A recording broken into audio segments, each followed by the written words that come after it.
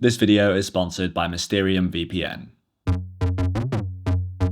Somehow in the process of downsizing my camera gear, I've ended up with more smaller cameras.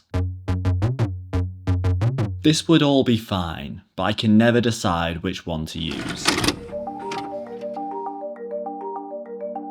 I think I finally cracked the reason why I do this, and if you do this as well, you might find this helpful. I buy new gear to convince myself that I'm making an investment in my photography, and therefore I trick myself into thinking that the new gear means I've improved. Whereas actually, the opposite is true. This photo is probably my favourite image that I've shot this year. I was alone for less than a day in Paris, and I took a risk and went to the Eiffel Tower hoping for something to happen. The light was harsh, but luckily I crossed paths with this massive marching band that made for some really fun images. But it's only become my favourite as I look back on all of my images from this year. At the time I thought it was one of a few, but now I actually love it. Shooting this photo on this day marks like a notable improvement in my photography for this year, following on from 2023.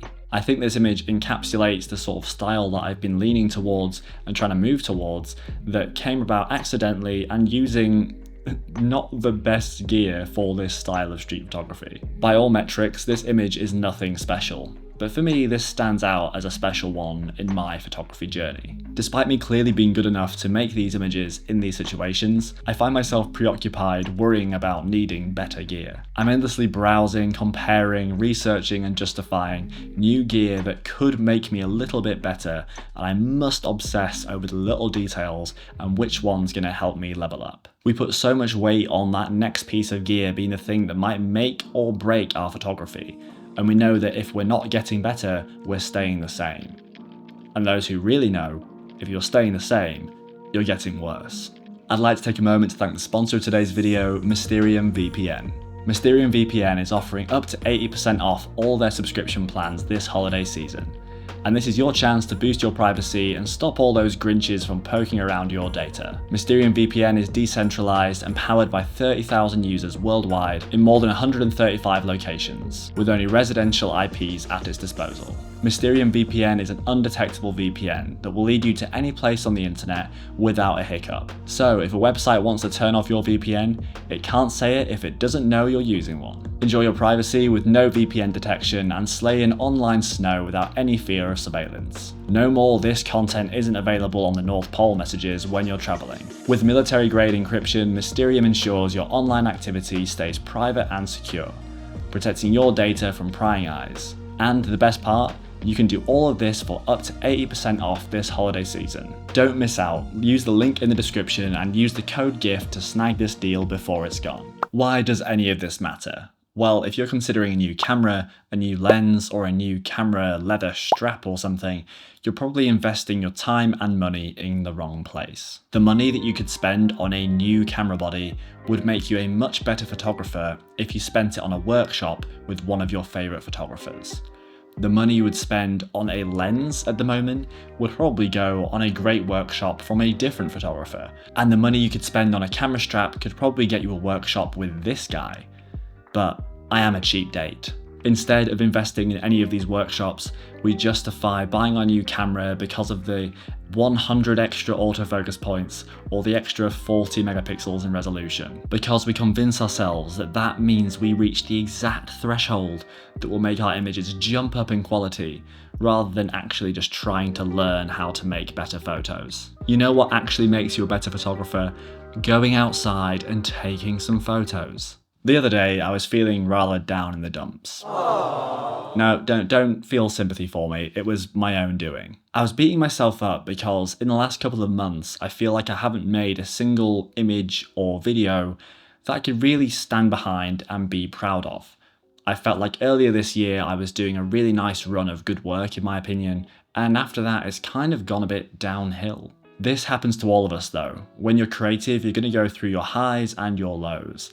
But it turns out to get out of this creative rut that I was in, the solution was much simpler than I realised. You see, I remembered this exact photo from Paris which I showed you before.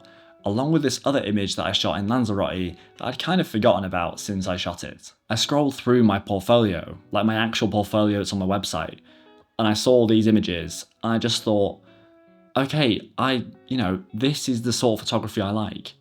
I can compare myself to other people and other people's specific styles, but why am I trying to compare myself to them?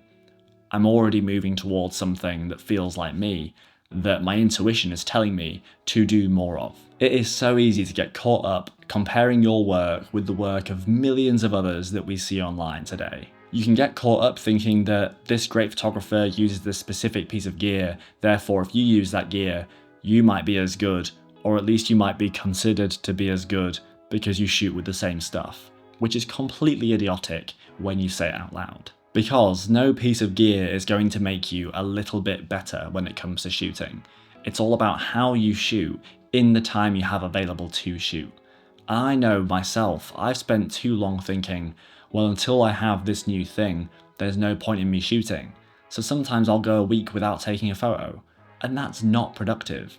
You're not going to make good work if you hang around thinking I need XYZ piece of gear before I make anything good. I have to ask you something. Which camera that you've owned or shot with or borrowed for a day has made your best images? Of course, the camera that you're using doesn't make a difference to how good the images are going to be, but I do find it funny how some of us click with specific cameras while others click with something entirely different. Me, for example, I click really well with my Minolta X700 and my Canon 7, which are both film cameras.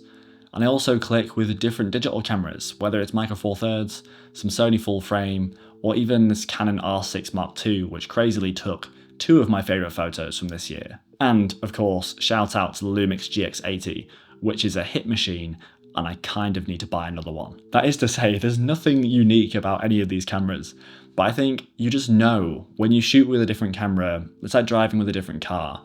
Every car gets you from A to B. Every camera records light, but different cameras just seem to speak to different people. It's a bit like Harry Potter, isn't it? Going into Ollivanders. The wizard doesn't choose the wand. The wand chooses the wizard, Mr. Potter. Much as cameras choose their photographer, apparently. Anyway, as a parting Christmas gift for the end of the year, the first 20 people to use this code will get 20% off in my store. That's 20% off my Kodak film presets, my Fujifilm film presets, and my Naturally Filmic presets, which you can get together in the 3-pack bundle. Then use this code to get a further 20% off. But again, that's only for the first 20 people, so don't miss out.